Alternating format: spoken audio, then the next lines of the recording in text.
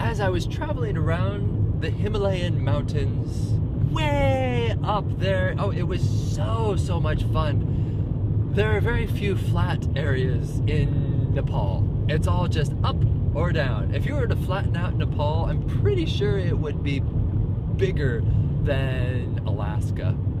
Yeah, this place was massive.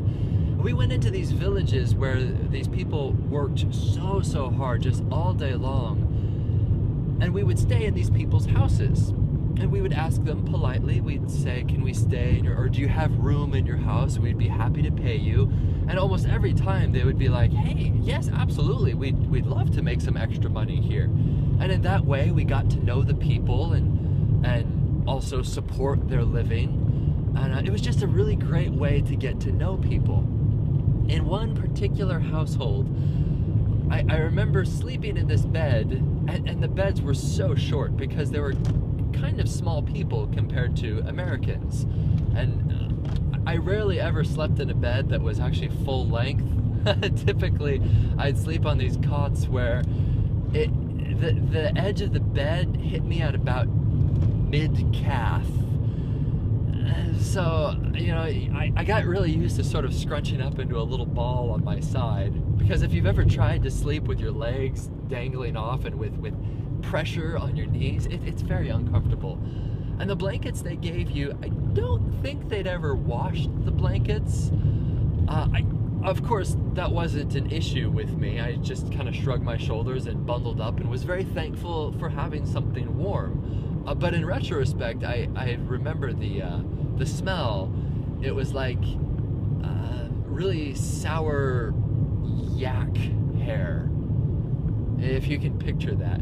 But anyway, I didn't mind. It was like, whatever, it's warm. They're just gracious people and opening up their home to us. On one occasion, there was a family. Well, many occasions there was a family, but this particular family sticks out in my mind because there were two young girls. And they were always hitting on me, and no, nothing inappropriate happened. I mean, we were there to show Jesus love and how Jesus would act.